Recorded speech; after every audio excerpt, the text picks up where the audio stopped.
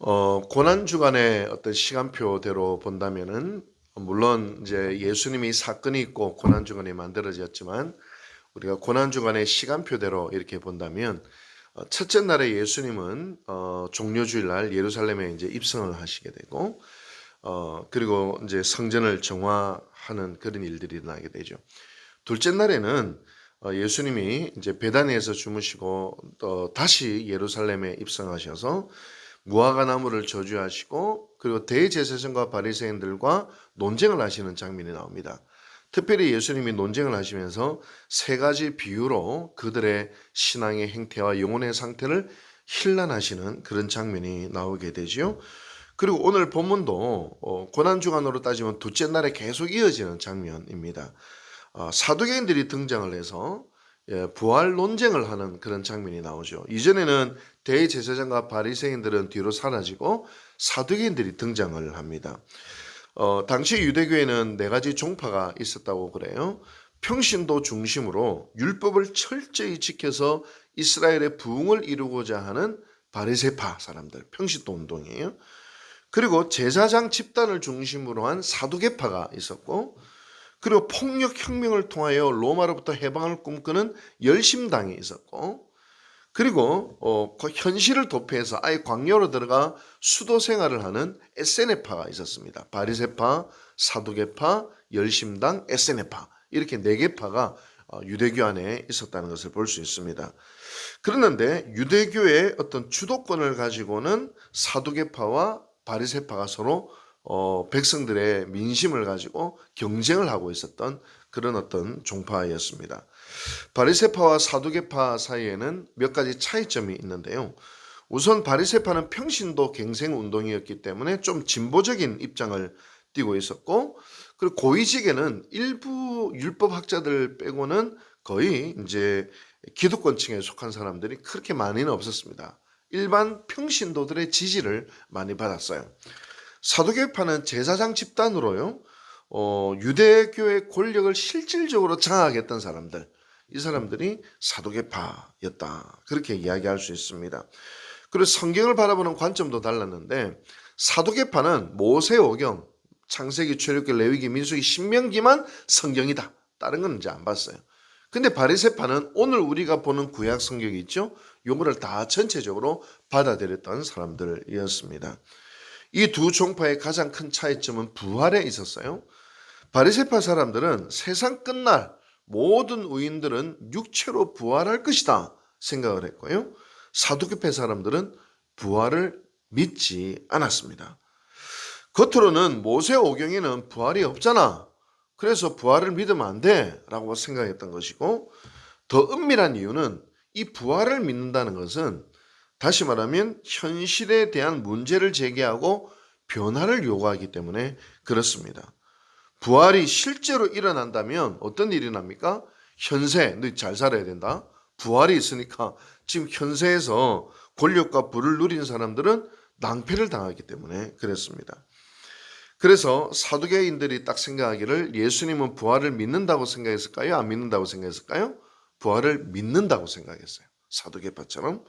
그래서 구약의 모세오경 중에 신명기 25장에 나오는 이 형사취수법을 가지고 예수님을 시험하려고 든 것입니다.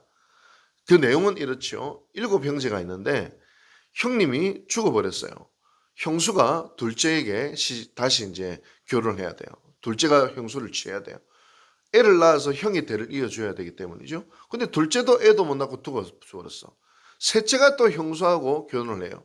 또 애 못 낳고 죽었어. 7째까지 갔는데 애 못 낳고 죽었어. 그 형수도 죽었어.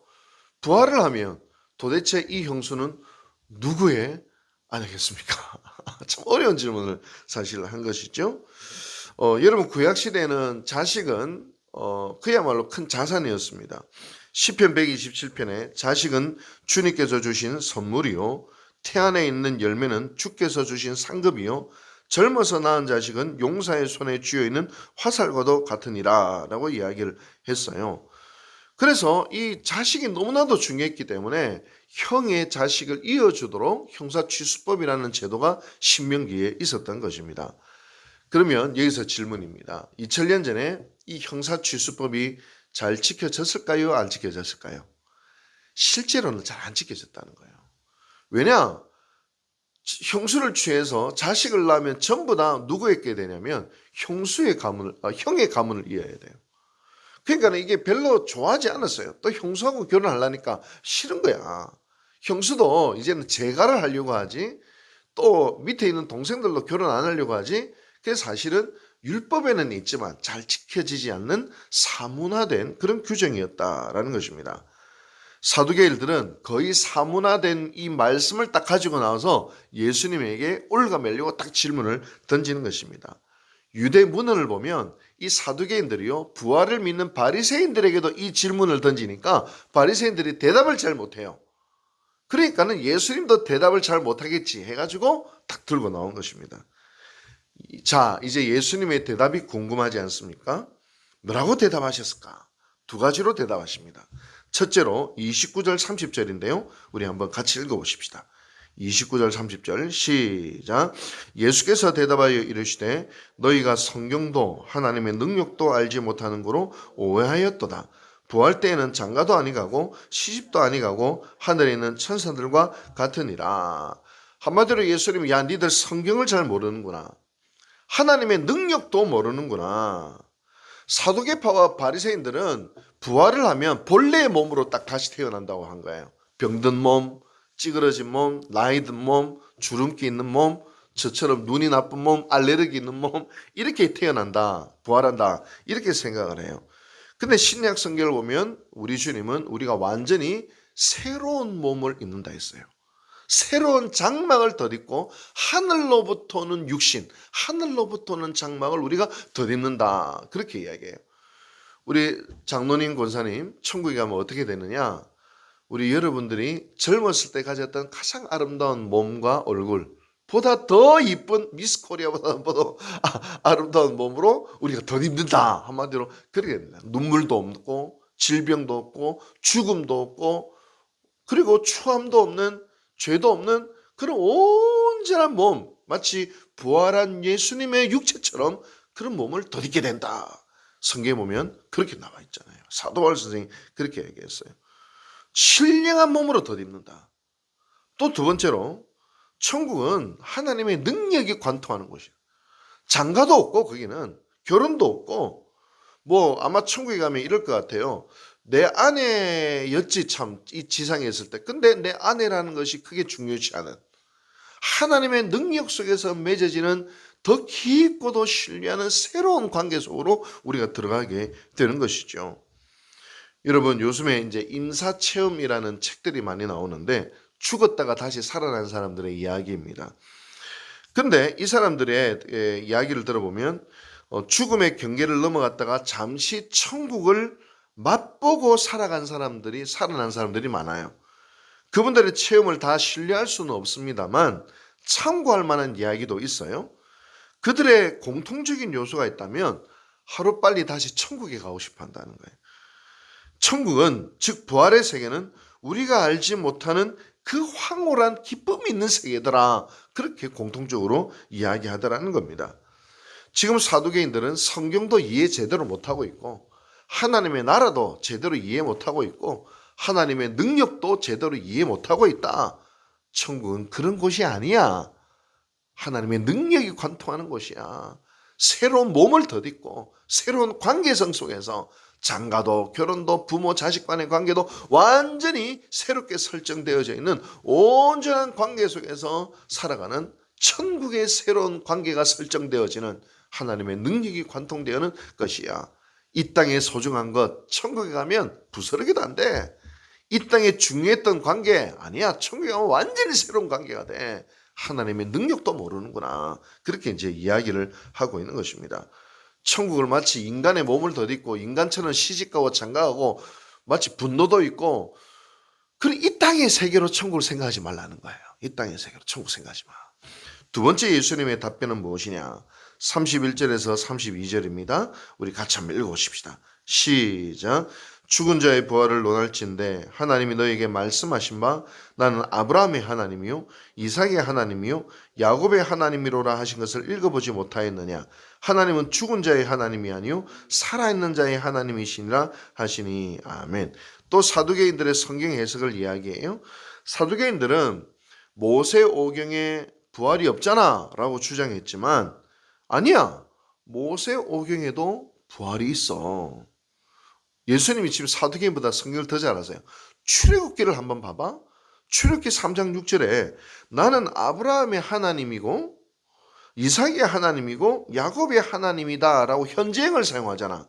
이였다 아니잖아. 야곱의 하나님 이였고 이삭의 하나님 이였고 아브라함의 하나님이 이였고가 아니잖아. 다시 말하면 이 현재형이야. 지금도 아브라함은 하나님 품에 있고 지금도 야곱은 하나님 안에 살아있고 지금도 이삭은 하나님 앞에 살아있어. 지금도 여러분들을 저는 이런 생각해요. 지금도 제 어머니가 10년 전에 돌아가셨거든요. 우리 어머니는 어디에요? 살아있다는 거예요. 하나님 품 안에 살아있다는 거예요.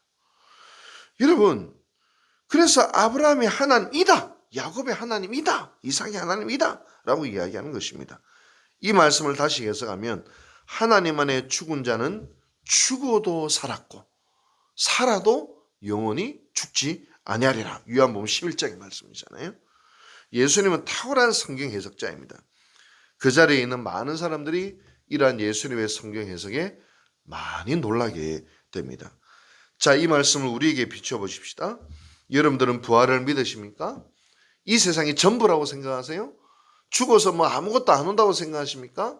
하나님이 있는가 아닌가 그냥 가물가물 아리까리 하십니까? 분명한 사실은 하나님은 살아계시고, 우리 어제 성경 통독할 때 정말 놀랍지 않습니까? 악인들은 어떻게 됩니까? 의인들이 고난받고 도대체 어떻게 된 일입니까? 하나님은 살아계시다. 하나님이 하신다. 하나님이 갚으신다. 하나님으로 만족해라. 비교하지 마라.